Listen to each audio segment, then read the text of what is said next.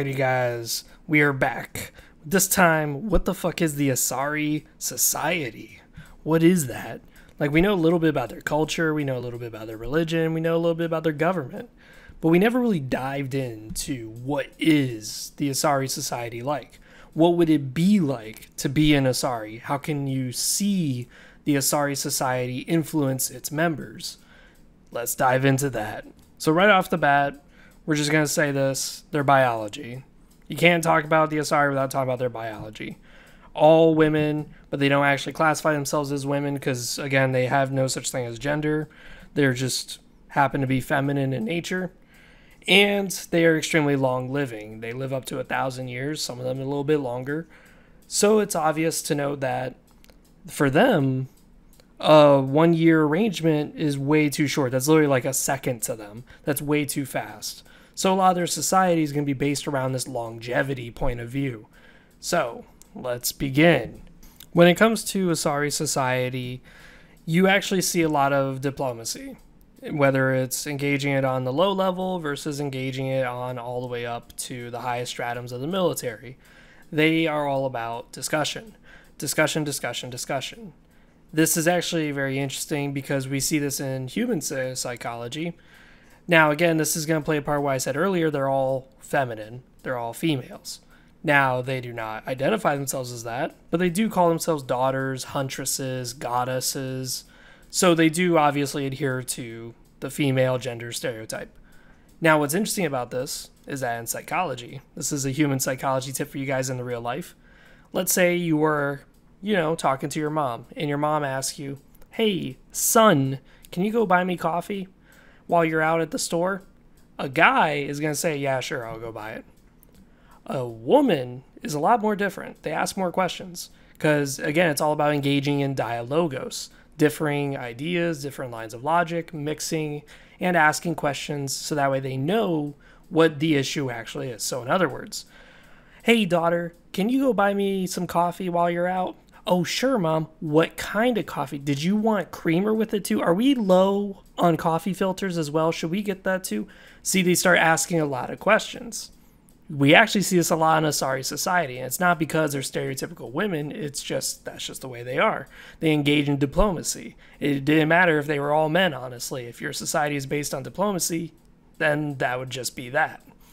So it's very interesting to see this where anytime an Asari is engaged in diplomacy with another species or engaged in personal affairs, you do see this a lot where they start asking a lot of questions. They try to get into the real heart of the issue and they try to get the firmest grasp on what the situation's about. So that way they know all possible avenues and all possible consequences when they conduct themselves. Very interesting indeed. We see this too with their government and their species is whenever they encounter a new alien species, they do not instantly set up communication with them. And again, they're not xenophobic. They're actually xenophilic. They love allies. They love meeting new people. So why would they not rush in to meet somebody? It's simple. They like to know all their options. They like to research you a little bit. Make sure that they have your language down precisely so that way there's no communication errors. Maybe to look at you and say, what do these strangers need that maybe I already have that I can help them as a gift. So that way, the moment that we walk up to each other and say hello, I already have something for them because I'm a nice neighbor. This is what the Asari Society does, and it's very interesting to study. So now that we know how they do as a species when it comes to meeting other species and civilizations, how about their society on the individual basis as a community? What do they do? Well, the same thing, where they try to research as much as they can, talk to everybody else, also kind of known as gossiping, but really what they're doing is they're gathering information about who it is that they should be talking to. Let's say, for example, you are in a corporation. There is a new CEO who just took over. You want to meet them. Do you just go into their office and say, "Hey, man, what's up? Welcome to our firm"? Or Do you just walk around and just talk with your other coworkers?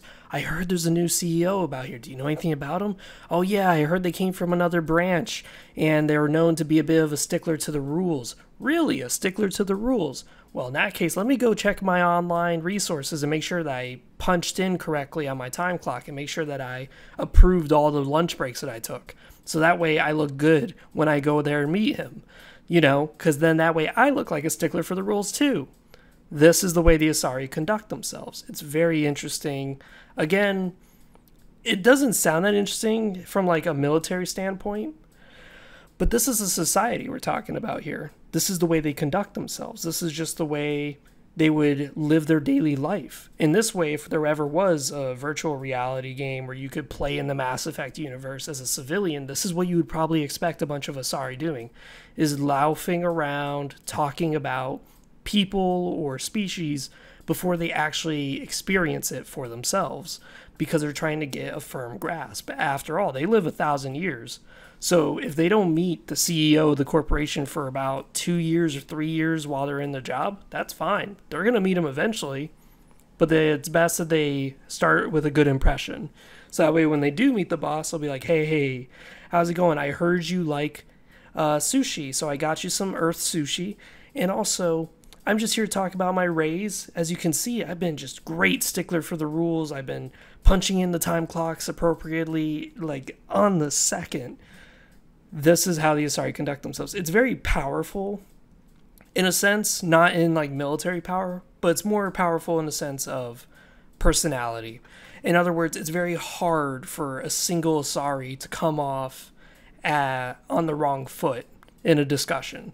Anytime you meet an Asari, they're probably going to impress you some way, somehow, whether it's through their looks, whether it's through their knowledge of you, or whether it's through just their sheer charisma, because they have a way of navigating through a conversation, a way of navigating through you in a conversation, because they do these extensive researches. They are very rarely caught with their pants down.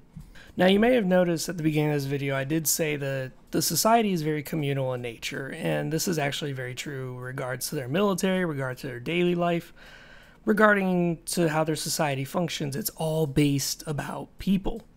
And this is actually really interesting, is that when it comes to the Alliance and the Turians and the Solarians, so-and-so, when they have their spaceships, sometimes they can't afford to have private quarters for every single troop on their ship, because it could be a small ship, it could be a frigate, it could be something smaller. So they have little sleeping pods, which are individual chambers for just one person only. There is no like shelves, there's nothing. It's literally just a bed. It's like a hammock. It's awful. Well, the Asari could never really do that. And the thing is with them is that they actually prefer being with others. In other words, they prefer sharing a room with their squad mates. And you see this too with the Asari, is that whenever an Asari is in a city, so on and so forth, they actually prefer having roommates, which one is financially a good idea, but two, it actually plays a role into how their society works. They're always very communal. They're always helping one another. Now, of course, there's always the outliers. There's always some Asari who choose not to. But even when they go out and adventure across the stars, they never usually do it alone. And anytime they do, they immediately scurry back to tell all their friends about how great they are. And it's all about social prestige. This is what their society really relies upon. Because, see, every society has a power structure of some sort, whether it's through might, whether it's through intelligence, whether it's through intrigue. The Asaris, it's more about prestige. So in other words, do you have the best dress? Do you have the most experience? Like, are you elderly? Are you a matriarch? If you're a matriarch, you already have a lot of prestige, despite the fact you could have been a matriarch who's lived for over 1,000 years and done jack shit with your life. You would still have enough prestige to lord over a few Asari and guide them and tell them words of advice to live by, even though, as I said, they fucking did jack shit. And this is actually funny that we're talking about matriarchs. Let's talk about this. Matriarchs, while they are highly revered and their opinions are highly held, most matriarchs are actually open to telling younger Asaris, whether they're matrons or maidens, to openly question a matriarch. Because again, the Asari are not alien to the concept of change. And it's very interesting that they actually promote these ideologies. They promote their society to be open to asking questions. They promote their society to not bow down before someone who is higher up in the prestige ladder. No, they tell you, hey, just because this matriarch thinks that immigration's a good idea doesn't mean you have to. In fact, you can question them. Speaking of which, while we're talking about political matters, the Asari governments are also very unique in a very weird way. You see, when it comes to their governments, they're usually republics because they believe in a more democracy through representation, and they've successfully achieved it by using the internet, also called the extranet. But what's really, really interesting about it is that there is no political parties. Now, you may wonder, why is there no political factions, no political parties in the Asari governments? Like, they're very communal, so obviously they don't mind getting together and forming factions. They also have a bunch of city-states. Their world is not unified. That's why it's called the Asari Republics, plural. So why is it then that they don't have political parties or any sort of factions? Well, in Asari society, it's viewed as your own personal thoughts and beliefs are individualistic to you. And this is actually kind of interesting, is that let us say that you and another Asari both believe in gay marriage, for example. Totally fine with gay marriage. Now, let me take a side tangent here and say Asari do not give the slightest shit about gay marriage because, I mean, they're all women. So, either way. Let's just say that you and this other Asari both have the same ideas about gay marriage. And you side with her and go, yeah, you say it. You and I, we both have the same thoughts. You just deeply offended her. In fact, it's a deep offense in their society for another Asari to support another Asari in their political backings or their political ideologies or even their personal philosophies. Now, you may think, why is that? Well, in other words, if you come up to me and you say, you know what, for you 700, I want 100% your political agreement, like your ideas, blah, blah, blah, I will just simply look at you and go, really? That deeply offends me. Did you ever think about this situation as hard as I have? Like, did you ever experience the experiences that I went through for you to go down this route and believe the same way that I believe? No. So shut the fuck up. In other words, you and someone else may say, okay, we hate illegal immigration, right? So you tell them, you know, I agree with you 100%. Legal immigration's bad. They'll look at you and go, who the fuck are you to undermine my position by saying that you ally with me? I hate illegal immigrants as in I just hate immigration, period. I believe in isolationism. You just hate illegal immigration because you just want to see it done legally. Like, those are very different platforms. And this is actually very interesting, is that this has prevented political parties from forming in Asari societies because each of them adhere to this philosophy that everyone is an individual. It's very unique, but it's very interesting because it does have a good side effect, but it also has a downside too. In other words, Asari are always steered to being away from power-hungry Asari that may, you know, use political power to their own advantage, like Hitler.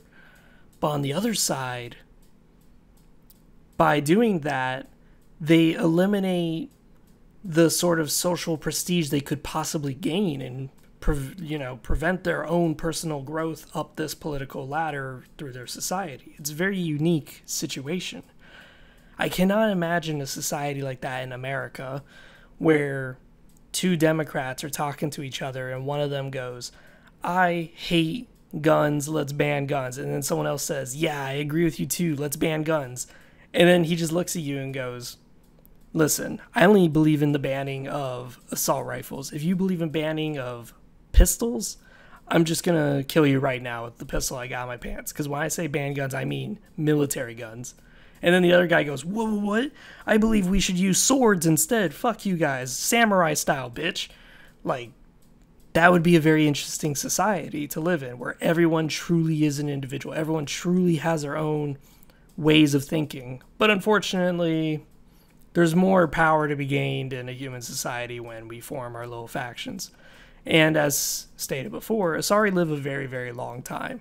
So they have a very long time to develop their own personal opinions on political matters regarding their society, to the point that it actually does become a very personal thing for them. It becomes very personal. It's almost like their religion when it comes to their own political beliefs, where to question their stances on things can sometimes be interpreted as a personal assault.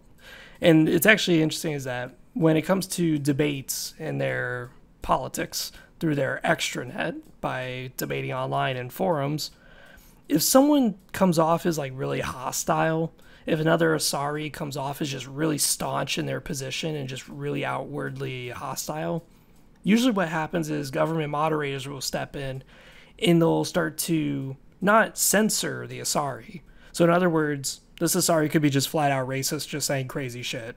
But what's interesting is that they will not censor them, but instead the government officials would step in and start asking them questions about that very specific thing that they're remarking and trying to get to the heart in a public forum why it is that they feel the way they do about this situation.